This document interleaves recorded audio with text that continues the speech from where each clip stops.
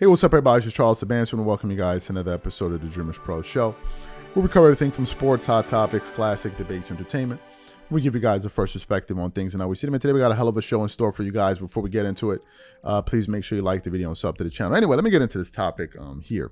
Today we'll be talking a little bit about the WNBA. And funny enough, just last night I was watching a segment from Gilbert Arenas' show, Gil's Arena. And during this segment, he had Kenyon Martin himself and WNBA legend Cheryl Swoops. They were on there essentially discussing the toxicity surrounding the WNBA and their young stars and Caitlin Clark and Angel Reese, and just debating the hate surrounding both of these players.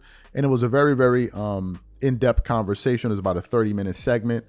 It's generated 3,300 comments, but about 100,000 views. So a lot of people are interested in it. I didn't finish the segment. I only saw about half of it, about 16, 17 minutes of it, but I'm going to finish it later on. But it was a very, very interesting segment to just hear people give their views. And this is something that a lot of people are weighing in on, including us, right? We never used to discuss the WNBA, but now we are. We're talking about Angel Reese. We're talking about Caitlin Clark. Yesterday, we produced a show on it, and I was reacting to the incident that had occurred, the hard foul that occurred on the court against from Angel Reese against Caitlin Clark, and some people were saying was it flagrant or not, and there was a conversation surrounding all of that, and it seemed like some other people that weighed in on the conversation were undisputed, which had a panel of Skip Bayless, Keyshawn Johnson, and Paul Pierce.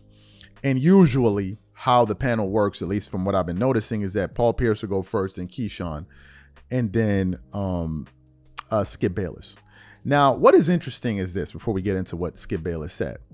One of the major blowups that took place on television about 2 or 3 weeks ago on ESPN First Take was centered on the word or the notion that these current crop of players in the WNBA are jealous of Caitlin Clark. They didn't like the usage of that word. Even former moderator on ESPN, I forgot her name, she came out, we did a show about her. She came out and kind of push back on the word jealousy, right? And I'm sitting here saying to myself, since when did the word jealousy become a weaponized word? But nevertheless, they were making a big deal out of it.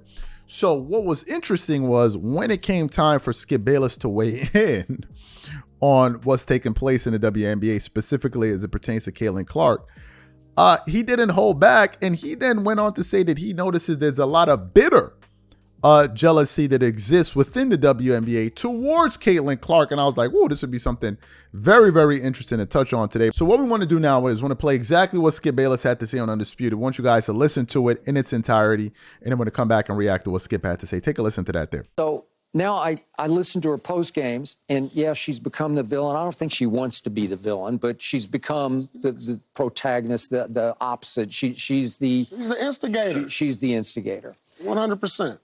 Her post games reek a little bit of jealousy and bitterness. That's how it comes across to me. But I don't know. I can't. They're still too young for me to know for sure where they're going to sort of stand. Maybe edgy. Maybe yeah, she's definitely edgy. I told you she talked that talk. She just got a different. She play with an edge and she talk with an edge. Okay, she's got a different style. I get it. She's going to have to accept the fact that when her team on Friday night went to play the Washington Mystics, they kept it in the little gym, the little building, which holds 4,200, and that's what they drew. And when Caitlin went there a couple of weeks ago to play the Mystics, who are the worst team in the league, they moved it to the big gym. They moved it to the big arena because it was the Capital One arena, and they sold 20,333 seats. So Angel drew 4,000 basically, and Caitlin drew 20,000. Okay, that's a fact. That's been happening consistently. Yeah. Okay, so I'm looking at what's happened in these 2 losses, and Caitlin has outplayed her. So she's just gonna have to play better. And even on rebounding, she's a great offensive rebounder, but Caitlin's now only 5 back of her in defensive rebounds for the season. Well, that's pretty good. So Caitlin's averaging 16, 5, and 6, and Angel's still having a good rookie year at 12, 10, and 2. Mm-hmm. But the point is, all of her post game, and again, she's playing the villain role, it just comes off as so negative. You guys like the media is against her. I don't think the media is against her. And when she says special whistle, I got to tell you, I've watched every one of Caitlin's games. There have been so many times when she's trying to dribble the ball up the court and she gets met at half court by a very physical defender who just footballs her, just attacks her, no call. and they don't ever call it. They just let them play, and I'm great with that. Yeah. But you can't tell me she's getting a special whistle, or she just be just marching to the free throw line like James Harden used to march to the free throw line. So I don't see special whistle. No.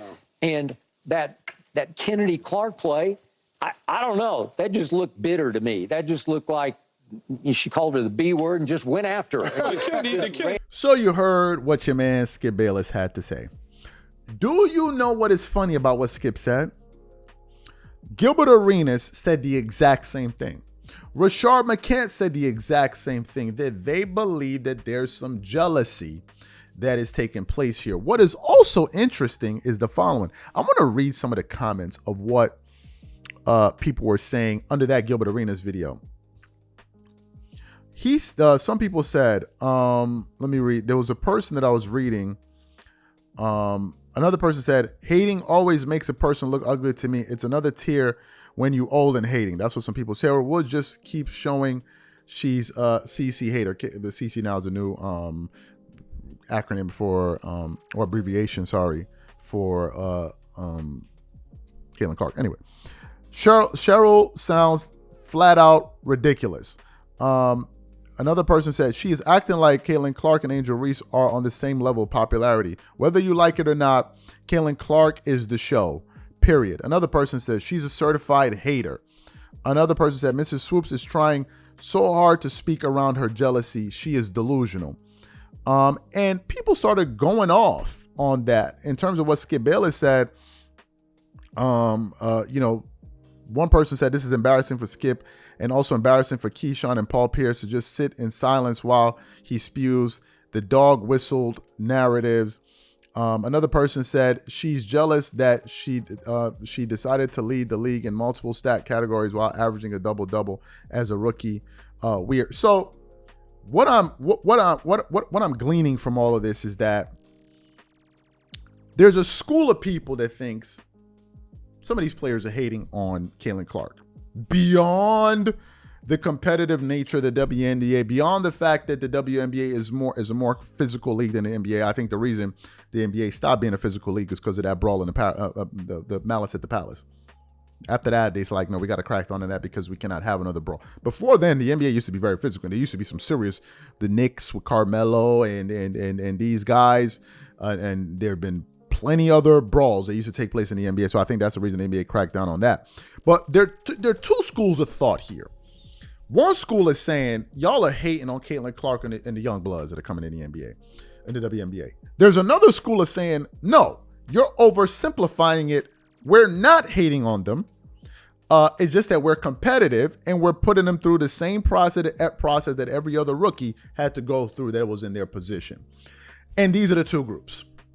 Now, what is interesting to me, however, is that the group saying that, look, we're not jealous. There is no jealousy that exists within these players towards these new young stars. It just their competitive fervor coming through. They are trying to now silence the other group by saying, how dare you use terms like jealous, right? And it's one of the reasons people have been pushing back on Stephen A. Smith and others. What do I think? Do I think an element of jealousy exists? Yes, I do. And I think it's a natural thing, because when you've been doing something for some time and then somebody comes in and all of a sudden they get elevated way past you, they're getting all of this attention, and you don't feel like it's warranted because you've been here putting in all the work, jealousy may creep in. It's a human thing, right? It's a human thing. I don't think it makes you, it makes you less human to be jealous. If anything, it makes you more human. Now, how you react to your jealousy is another thing. But is it an element? Sure, because I think it's a human thing. Men and women feel jealousy. I mean, hello, newsflash, it happens, right? And I think that that's what the Gilbert Arenas is, the Skip Bayless is, and so many other people are saying there's some jealousy that exists here. There's some player hating that's taking place, literally. Player hating that's taking place here. And I thought it was very interesting for Skip Bayless to basically step up and say it, because Skip is in a position where he doesn't really care what people think. So I don't think Skip sat back and thought, well, if I use the word bitterly jealous, it's going to offend so-and-so person. No, I just think Skip said, this is what I think, and that's exactly how I'm calling it. So I thought it was pretty interesting. I'm going to leave it to the audience. Do you think that there's some jealousy here, or do you think that, look, these players are just competing and there's nothing else to it? Whatever you guys think, leave your thoughts and comments in the comment section. We catch you guys on the next show. Peace.